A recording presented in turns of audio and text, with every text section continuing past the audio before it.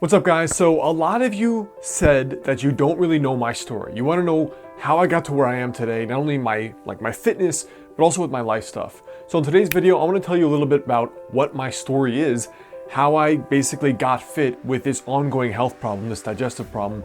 And really what it is I hope this story will inspire you to just go after your own goals no matter how many friggin' barriers show up.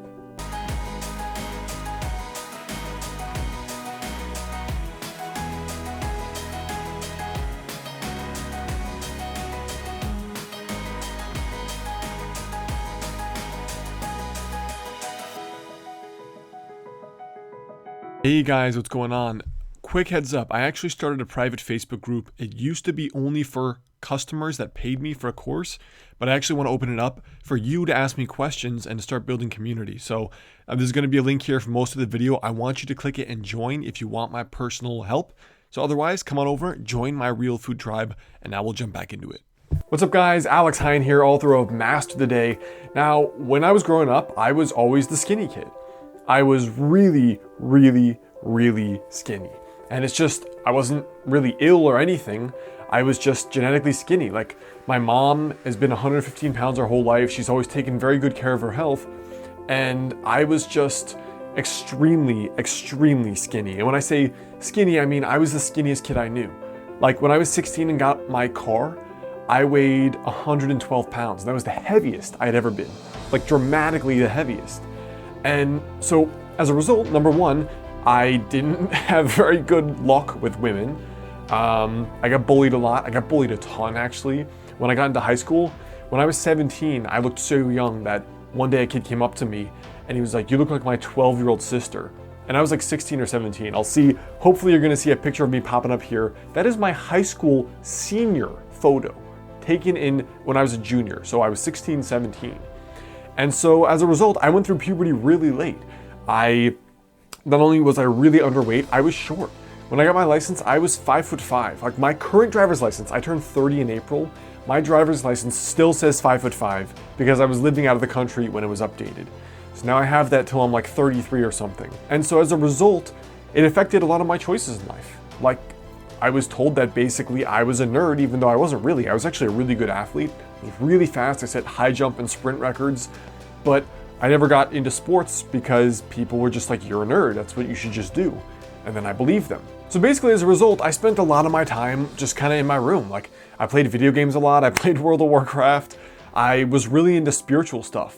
My biggest childhood calling was always meditation and spirituality. I don't know if I was a monk in a past life or what, but that was my original childhood calling. So by the time I was, I guess, 18, I had 500 or 600 books on meditation and medicinal herbs and spirituality. And while all the other little boys were dreaming for girlfriends, my biggest dream was I wanted to be apprenticed with a holy man, with a sage, with a wise man. And when I was 24 and I moved to China, I got a one-way ticket because I thought I was just gonna stay there until I found a master or a sage I could apprentice with. So all these things really affected my life in a really big way. And I really got into fitness in my late teens, must have been 18, 19, right when I went to college, because I hated who I was and I hated how I looked, which was skinny. I hated getting friggin' called string bean from my mom and my grandma and my family. "Oh, Alexander, you look skinny." Actually, my grandma's from Haiti, so she'd sound like this. "Alexander, you look skinny. Are you eating?" So basically, I was really skinny. I hated being called skinny because in our culture, in American culture, basically we're euphemistically saying that for a man to be skinny, it's unattractive, and for a woman to be fat, it's unattractive. So for me, I guess I didn't really have very good self-esteem, and I didn't have a lot of self-confidence. So eventually I got into fitness, and I remember coming home from college one year, and my mom was like, "What happened to your arms? They're twice the size." And by that, she probably meant from this, they were this. Like, I was really skinny, and that was me lifting weights. So I wasn't eating enough, I didn't have a big appetite, and I ate really healthy, so of course my calories were pretty low. And around the time when I graduated from college, I had started getting these digestive problems where I would feel pain and bloating in my stomach and my gut, and I was eating really healthy. Like, I was raised in an organic, healthy family, ate healthy my whole life, never had any problems Besides genetic things, like I was born with asthma, I've had that my whole life. Besides that, I had no problems. But over the years of my 20s, this gradually got worse and worse, even though I had tried being vegetarian, things were just as bad as they were.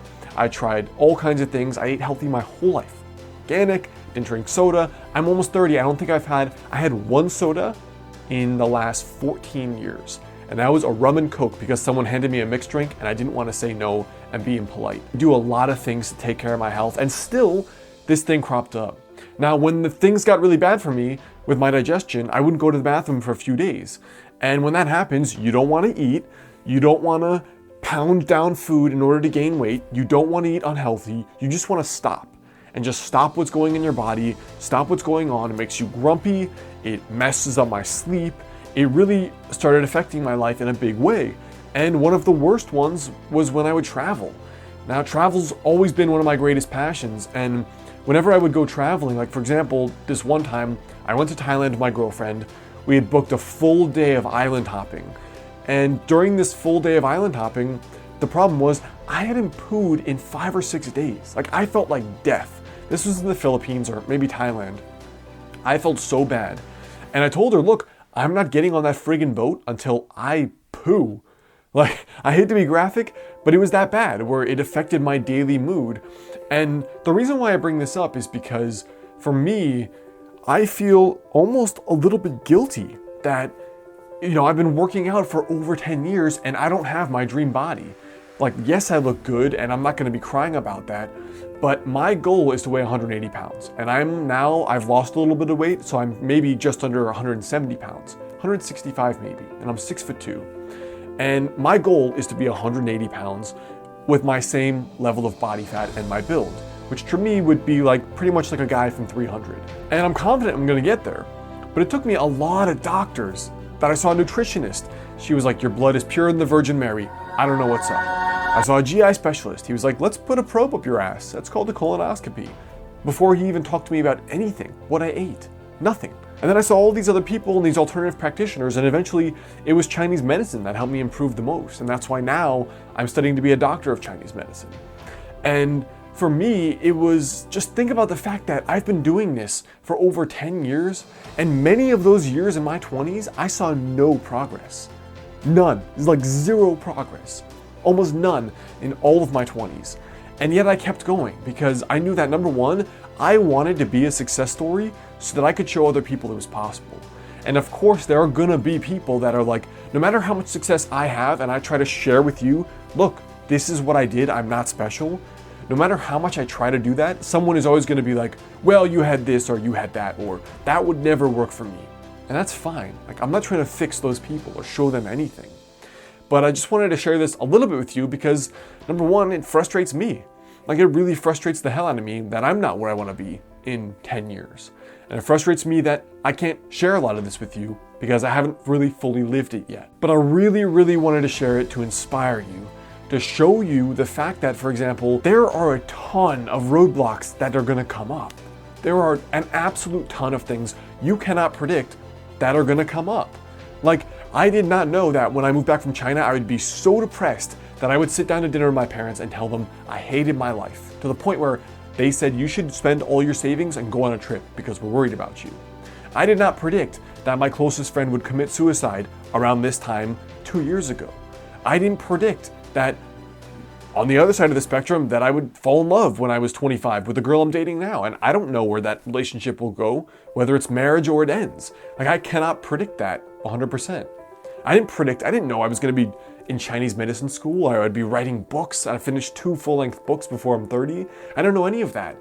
And there's so much stuff that comes up in life that are barriers and just shit that comes up. And there are so many good things that come up, and you can't predict those things. But the thing you can predict is that there will be barriers. There are gonna be a hell of a lot of walls you've gotta climb over. And I wanted to share a bit of the story just so you know that the reason I'm here now, like with the level of success I have that I'm very happy with, and coming up to 30 in a few months, is because I kept going. Even though I didn't know if I would reach those goals, and many of them took much longer than I wanted or than I hoped. But the fact is that I kept going, and that's why things have worked out well so far, and I'm really just getting started. So I don't know, guys, I hope that helps. Figured I'd share a little bit of my story. And I want to know from you before you go below. Let me know right there below, for you, like right now in your life, what is the biggest limitation kind of standing between you, where you are now, and where you want to be? And I encourage you to get as vulnerable as possible, because the more willing you are to be BS free with yourself, cut through the BS, the more likely you are to smash through that roadblock and achieve success. So I really want to hear that right there below.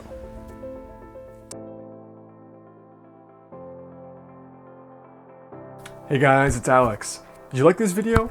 If so, there are really two ways you can stay in touch with me. The first thing is to go over, click the monk, and subscribe so you get the next video right when it's out. I'm releasing at least 3 videos per week, but often a lot more. The next thing is, come on over and check out my book, Master the Day. It's called Master the Day, Eat, Move, and Live Better with the Power of Daily Habits. And it's all about the tiny daily success habits that I learned interviewing people that lost over 100 pounds and kept it off years later in a healthy way. The success habits that not only get your dream body, but also your dream life. And as a special thank you, if you get the book, send me your receipt to alexander@modernhealthmonk.com. I'll send you a 1-hour bonus video course for free. And one important piece of it is an hour sit-down success story with my friend and my student Mike, who lost 30 pounds. So you can go check that out on Amazon right there. The next thing is, come on over to my site, modernhealthmonk.com. I've got a free guide for you there, 5 daily habits to help you lose your next 20 to 30 pounds. And otherwise, I look forward to seeing you soon.